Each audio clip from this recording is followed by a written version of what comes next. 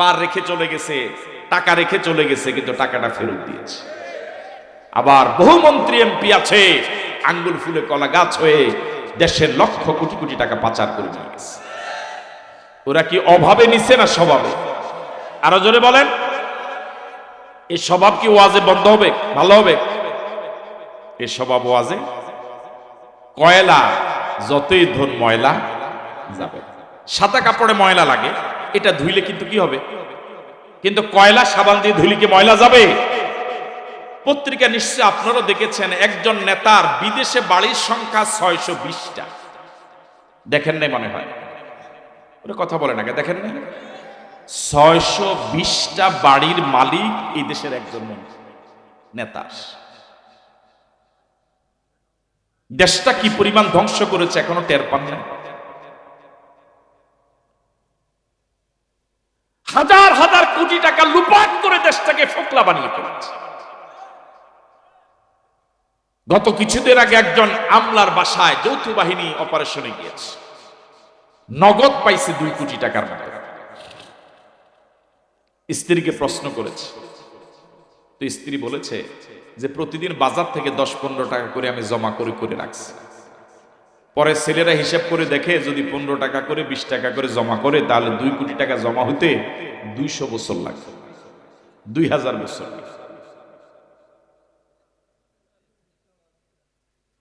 ওরা হয়ে গেল দেশপ্রেমিক, ওরা হয়ে গেল গরিবের বন্ধু।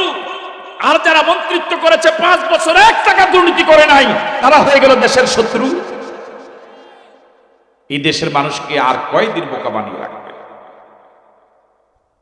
আমাদের দেশের যে রিক্সাওয়ালা, ঠেলাওয়ালা, কুলি, মজুর, শ্রমিক, খেটে খাওয়া মানুষ, শ্রমজীবী মানুষ, 3 বেলা পেট পুরে খেতে পারে না টাকার অভাবে, এদের ছেলেরাও, এদের মেয়েরাও গর্বের সাথে পরিচয় দেয়, আমার বাবা শ্রমিক, আমার বাবা রিক্সাওয়ালা, আমার বাবা খেটে খাওয়া মানুষ।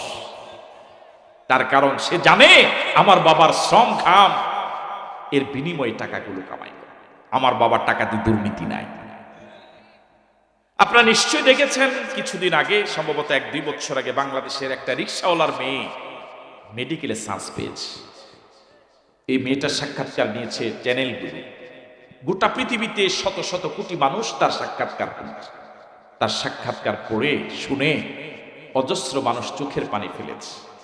তার বাবা পাশে বসা, মেয়েটা বাবার কি সুন্দর প্রশংসা করছে, আমার বাবা রিক্সা চালায়, আমার বাবার টাকার ভিতরে কোনো অপরাধ নাই, কোনো দুর্নীতি নাই, কোনো অন্যায় টাকা নাই। আমার বিশ্বাস দেশের শ্রমিক, মেহনতি মানুষ, গরিব মানুষ, রিক্সাওয়ালা, ওদের সন্তানরা পরিচয় দিবে, সাহস করে দেয় আমার বাবা রিক্সাওয়ালা, ওর স্ত্রী পরিচয় দেয় সাহস করে গর্বের সাথে আমার স্বামী শ্রমিক মানুষ। কিন্তু যারা হাজার হাজার কোটি টাকা লুপাট করে, দুর্নীতি করে, আঙ্গুল ফুলে কলা গাছ হলো, তাদের ছেলেরা লজ্জায়, মেয়েরা লজ্জায় পরিচয় দিবে না যে এই দরবেশ আমার বাবা। তাদের স্ত্রীরা লজ্জায় পরিচয় দিবে না যে ও আমার স্বামী। এদের এই কোটি কোটি টাকার মালিক এই জীবন, এই মন্ত্রী এমপির জীবন থেকে রিক্সাওয়ালার জীবন অনেক ভালো। এই হাজার হাজার কোটি টাকা চুরি করে যারা দেশটাকে পর্যায়ে দিল, এই জাতীয় মন্ত্রী এমপির জীবন থেকে একজন ঠেলাওয়ালার জীবন অনেক ভালো।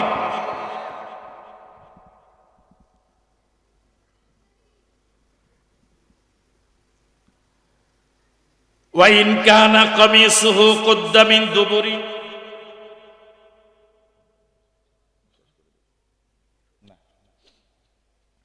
ওয়াইন কানা কামিসুহু কুদ্দা মিন দুবুরিন, যদি দেখেন জামাটা পিছনে ছিঁড়া, ফাসকাযাবাত, আপনার স্ত্রী মিথ্যাবাদী। রানীর বউ হইলে যে সত্যবাদী হবে বিষয়টা এরকম না, আপনার ঘরেই সমস্যা। কথা কয় না?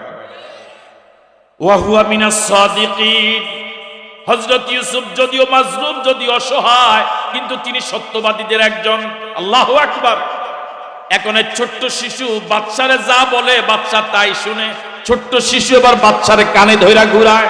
আল্লাহু আকবার বলবেন না? ছেলেরা যা পারে অনেক সময় বুড়ারা তা পারে না। বাংলাদেশে ছাত্র জনতা যা দেখিয়ে দিয়েছে, যে বিপ্লব ঘটিয়েছে, এটা মুরব্বীদের দ্বারা হয়নি। তবে মুরব্বীদের দোয়া ছিল, দোয়া করেনি। ফালাম্মা রাআ কামিসাহু কুদ্দা মিন দুবুরিন, এবার বাদশা হযরত ইউসুফের জামাটাকে উলটপালট করে দেখে। আল্লাহু আকবার বলবেন না? ফালাম্মা রা কামিসাহু কুদ্দা মিন দুবুরিন, এবার যখন বাদশা দেখলো জামাটা পিছন দিক থেকে ছিঁড়া, তার স্ত্রী স্বামীকে দেখে যেভাবে এক সেকেন্ড সময় নেয় নাই হযরত ইউসুফকে দোষী বানিয়ে দিল। বাদশা যখন দেখলো জামাটা পিছন দিক থেকে ছিঁড়া, বাদশাও এক সেকেন্ড সময় নেয় নাই, সঠিক রায়টা দিয়ে দিল। ফালাম্মা রা কামিসাহু কুদ্দা মিন দুবুরিন, যখন দেখলেন জামাটা পিছন দিক থেকে ছিঁড়া, কালা, এবার বাদশা বলছে ইন্নাহু মিন কাইদিকুন্না, নিশ্চয়ই এটা তোমাদেরই ষড়যন্ত্র। বলেন না আল্লাহু আকবার। নিজের স্ত্রীর বিরুদ্ধে রায় দেওয়া এটা কি এত সহজ? আজকে বাড়িতে গিয়েই একটু বইলে দেখেন কি অবস্থা হয়। হ্যাঁ, আগুন জ্বলে, বুড়া কো আগুন জ্বলে, বুড়ি আছে আছে আগুন জ্বলে, বক্তব্যি হে। হ্যাঁ, এই কথাটা 100% সত্যি, 100% সত্যি। ইন্নাহু মিন কাইদিকুন্না, এটা তোমাদেরই ষড়যন্ত্র, এটা তোমাদেরই ষড়যন্ত্র। এবার আপনাদের এই অসংখ্য আল্লাহর বান্দার কাছে প্রশ্ন, বাদশার বউ কয়জন? হযরত ইউসুফের বিরুদ্ধে ষড়যন্ত্র করেছে কয়জন? বাদশা তো বলা দরকার ছিল এটা তোমার ষড়যন্ত্র। বাদশা তোমার ষড়যন্ত্র না বলে বলেছেন এটা তোমাদেরই ষড়যন্ত্র। বুঝেন নাই কথা? যারা মাদ্রাসা পড়েছেন তারা বুঝবেন। কুন্না এটা বহু বচন, তোমাদের, এটা তোমাদেরই ষড়যন্ত্র। এখন প্রশ্ন হতে পারে ষড়যন্ত্রকারিণী হলো একজন, বাদশার বউ একজন, কিন্তু তোমাদের বহু বচন বললেন কেন? যদি একজন বলতেন, তোমার ষড়যন্ত্র বলতেন, তাহলে আমাদের দেশের ইজ্ঞা বাদ পড়ে যায়। কথা কয় না কেন? আমাদের দেশের এ কি পড়ে যায়? এই এত জুলুম করার পরে এ যদি বাদ পড়ে, এটা তো বৈষম্য হবে। কথা বলে না কেন? এত জুলুম করার পরে এ যদি বাদ পড়ে যায়, এটা তো মারাত্মক বৈষম্য। এই জন্য বৈষম্য যেন না হয়, এই জন্য ব্যবহার করা হয়েছে কুন্না, এটা তোমাদেরই ষড়যন্ত্র। তার মানে ইউসুফের বিরুদ্ধে ষড়যন্ত্রকারিণী শুধু তুমি একা না, তোমার যোগ্য মুরিদ এবং খলিফা যোগে যোগে আসবে, বাংলাদেশও আসবে। ঠিক আছে কথা?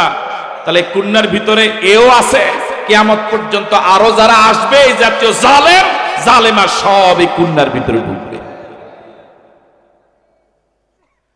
ইন্না কাইদাকুন্না আযীম, ইন্না কাইদাকুন্না আযীম, ইন্না কাইদাকুন্না আযীম, তোমাদের ষড়যন্ত্র বড়ই মারাত্মক। বুঝেন নাই কথা? ইন্না কাইদাকুন্না আযীম, তোমাদের ষড়যন্ত্র বড়ই মারাত্মক। মহিলাদের ষড়যন্ত্র হালকা না বড় জটিল? আওয়াজ তো জটিল হয় নাই, হালকা না জটিল? কেমন?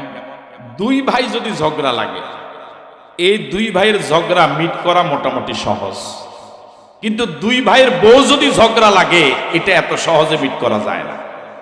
আপনাকে আমার সাথে একমত? দুই ভাইয়ের বউ ঝগড়া এত সহজে মিট করা, আমাদের বাংলাদেশেও আমার বিবেচনায়, দেখেন আপনারা একমত হতে পারেন কিনা, আমাদের বাংলাদেশের ঢাকাতেও যদি মুরব্বী দুইজন যদি মহিলা না হয়ে যদি পুরুষ হইতো, দেশের কপাল এত খারাপ হইতো না। আমেরিকা চিনেন? আমেরিকা নাম শুনে নাই তোরা? চিনেন? আমেরিকা কিন্তু গত নির্বাচনে কিন্তু একজন মহিলা দাঁড়িয়েছিল, কমলা হ্যারিস। এর আগের নির্বাচনে একজন মহিলা দাঁড়িয়েছিল, হিলারি ক্লিন্টন। তারা কিন্তু